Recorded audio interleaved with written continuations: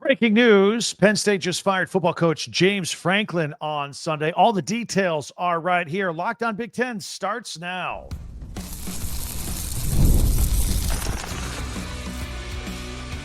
You are Locked on Big Ten, your daily podcast on the Big Ten Conference.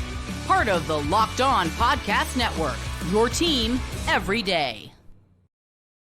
Welcome to Locked on Big Ten. I'm Craig Sheeman, 40 years as a sports talk show host and play-by-play announcer, and I want to thank you for making us your first listen each and every day. We're free and available wherever you get your podcasts and on YouTube, part of the Locked On Podcast Network, your team every day. Hey, while you're here, hit that free subscribe button down below so you never miss a single episode. We're here every single day, and if you could share, follow, and like, that'd be great. And you can hype YouTube videos now.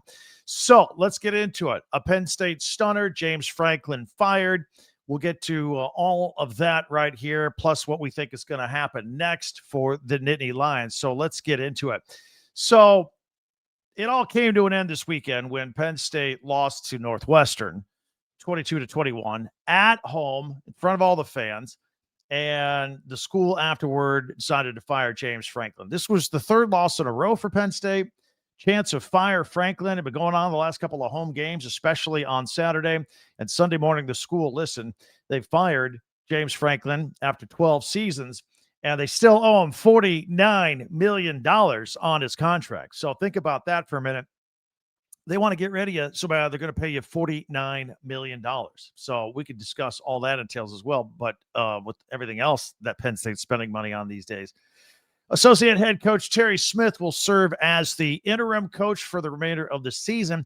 Now, James Franklin's legacy is complicated. He won a lot of games, second most in Penn State history, as a matter of fact.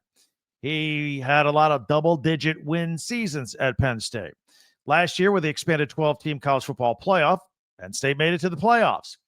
So his teams were almost always ranked in the top 10. His roster was always loaded with future NFL talent, so he could recruit. The expectations, though, were high, and this was the year to win it all. It was the line in the sand with all the talent. It's been nice winning a lot of games and being ranked and sending people to the NFL, but people wanted a championship this year. They were the preseason number 2 team in the country. A lot of people expected that Penn State had everything on the table that they needed in order to win a championship and take that next step forward. But Franklin had a bad reputation of not being able to win the big game. And sure, there were a lot of 10-win seasons, 10-2 seasons, but those losses were usually to Michigan and Ohio State. And even last year, Penn State got to the Big Ten championship game against Oregon. That was a big game, and they lost it. You need some hard data on all this. During Franklin's tenure at Penn State, he was 4-21 against top 10 teams after the loss to Oregon a couple of weeks ago. That includes a 1-18 record versus top 10 ranked teams from the Big Ten. Most of those were Ohio State and Michigan. His .160 winning percentage versus AP top 10 teams ties for the third worst by a coach with a minimum of 25 games in a single at a single school since we started keeping track of stuff like this way back in 1936. So while losing the big one to Oregon at home, it was pretty frustrating. I think even though it was, here we go again, we lost another big game, you could at least, I think, if you were an outsider, justify it. Hey, Oregon's a really good football team. All right, we lost to a really good team.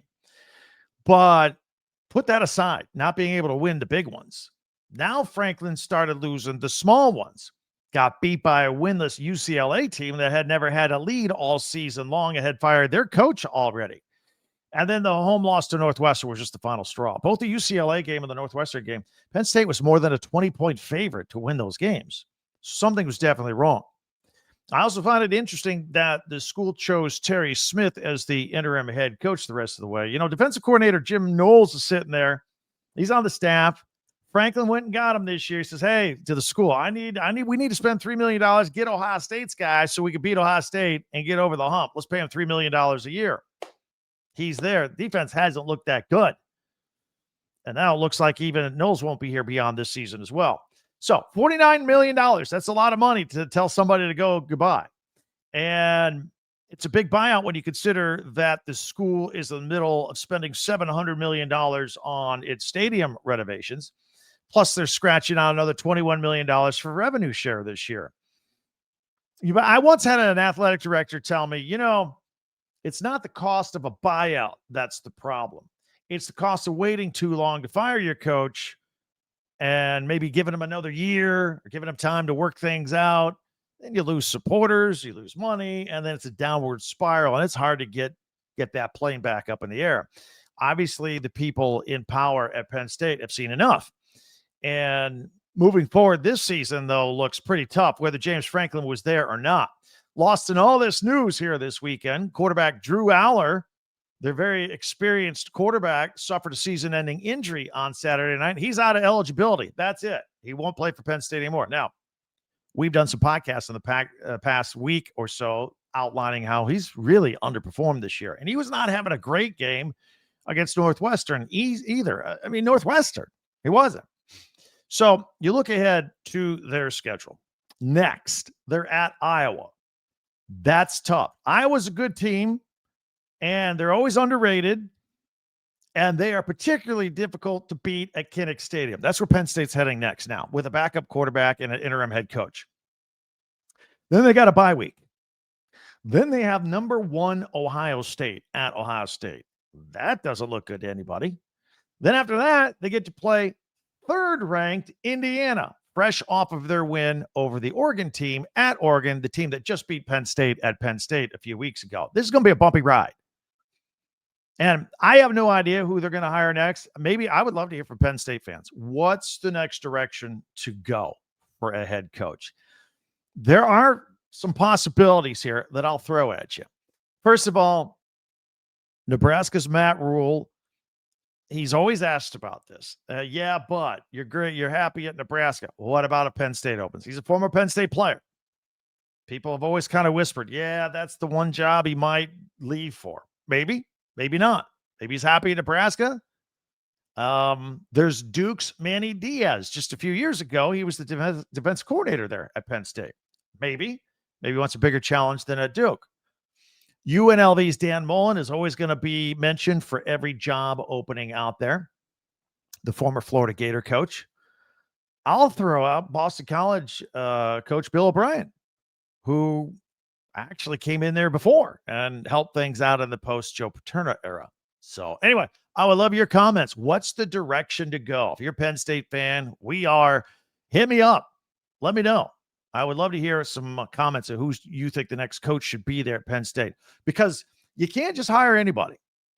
You've already announced to the world that 9 and 10 win seasons and getting to Big Ten championship games and losing them and getting to the college football playoffs and not going all the way. You've already announced to the world that's not good enough for Penn State.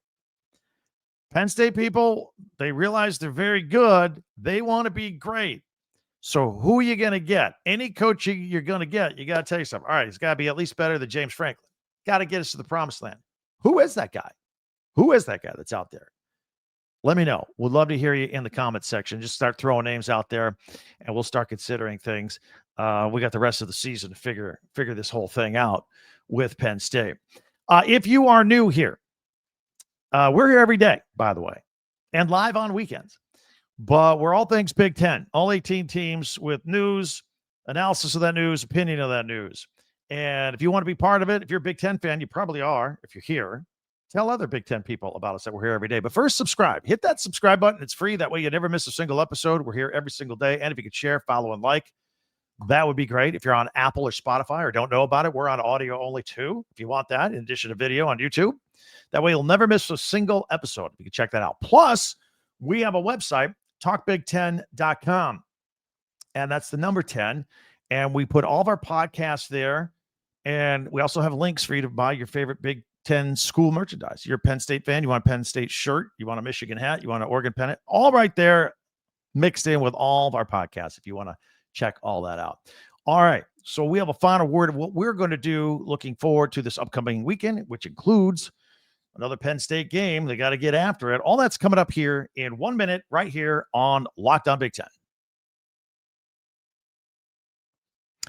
This is Mazda's Moving the Game Forward, brought to you by those who believe it's not just about playing the game, it's about redefining it, because these moments do more than win. They push what's possible. They remind us to go the extra yard, shift into that extra gear, and keep moving the game forward. A lot of players I can mention that did this weekend.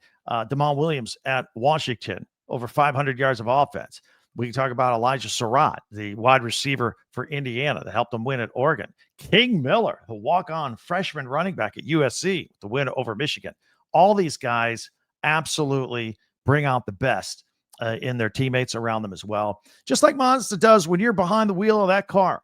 So when you follow what moves you, the unexpected is only the beginning. And just like there's more to every highlight, there's more to a Mazda vehicle. Move, Mazda, move, and be moved. Also, football season, NFL, FanDuel. Got to go together. The rest of the NFL season, jump in the action with FanDuel. It makes the excitement of watching games even more exciting. Right now, new customers can bet just $5 and get $300 in bonus bets if you win. That's right. So you pick a bet, put down $5. If it wins, you unlock $300 in bonus bets to use across the app. And the app is very easy to use.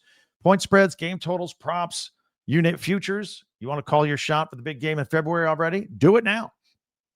So what are you waiting for? Visit FanDuel.com to download the FanDuel app today and get started. That's at FanDuel.com. Do you know where your money is? I mean, like all of your money. Monarch Money can help you answer that question. Most people can't name all the financial institutions they have stuff or how much they're even worth. You got your banks here, your credit cards here, your apps here, your investments there, 401ks, properties, all over the place. If you don't have the full picture, bring it all together. If you don't have that, you're leaving money on the table. That's why there's Monarch Money. It's an all-in-one personal finance tool that brings your entire financial life together in one clean, easy-to-use interface on your laptop or your phone. Brings in your spouse or significant other's information there too, if you want, all in one place. So Monarch is built for people like you with busy lives. If you've been putting off organizing your finances, Monarch is for you. Monarch does the heavy lifting for you, and you can link all your accounts in minutes, see the clear data visuals, get smart categorization of your spending, and feel in control of your money. Don't let this financial opportunity slip through the cracks. Use the code LOCKEDONCollege at monarchmoney.com in your browser for half off your first year. That's 50% off your first year at monarchmoney.com with the code LOCKEDONCollege.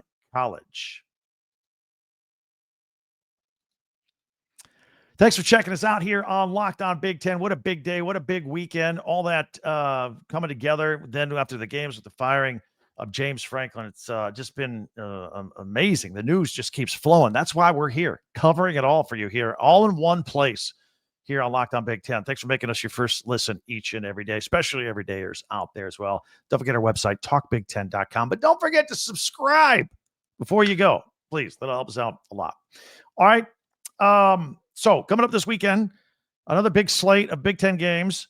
And you know, maybe you don't know, if you're new, we do these podcasts every day. We go live after the biggest game of the weekend, and we get immediate reaction from you and me and all that. So, I mean, a lot of great games to choose from this weekend. Nebraska's at Minnesota on a Friday night. Saturday, we got Washington and Michigan, and Purdue's at Northwestern. Ohio State, number one team in the country, is at Wisconsin. Got Michigan State at Indiana. That's a 3:30 game on Peacock. Oregon coming up there, lost to Indiana, traveling across the country to take on Rutgers at 6:30 on the Big Ten Network, 3:30 Pacific. Penn State, I got to be honest, I don't have a lot of faith in their ability to win at Iowa. That's a 7 o'clock game on Peacock on Saturday. Maryland at UCLA. But the game we're going to follow, the big rivalry that is winding down, USC at Notre Dame at South Bend, 7:30 NBC and Peacock. And then when that ends around 11 o'clock Eastern, 8 o'clock Pacific, we're going to go live. We invite you to join us there as well. Many ways for you to interact with me in the meantime, at Twitter or X at TalkBig10, our website, talkbig10.com.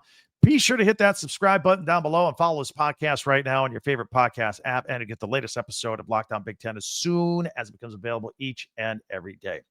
Also, a shout out for all you college football fans. Locked On and Fire TV present the College Football Kickoff, your ultimate college football weekly preview.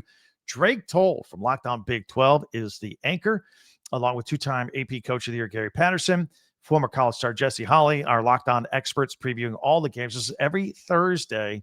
Locked On doing this, the College Football Kickoff, throughout the season, only with Fire TV. That'll do it for us today with all the breaking news at James Franklin. We got a complete recap of the weekend. We got a rapid recap in just 10 minutes. We got everything. Just check us out here at Locked On Big Ten. I'm Craig Sheeman, and we will talk to you next time.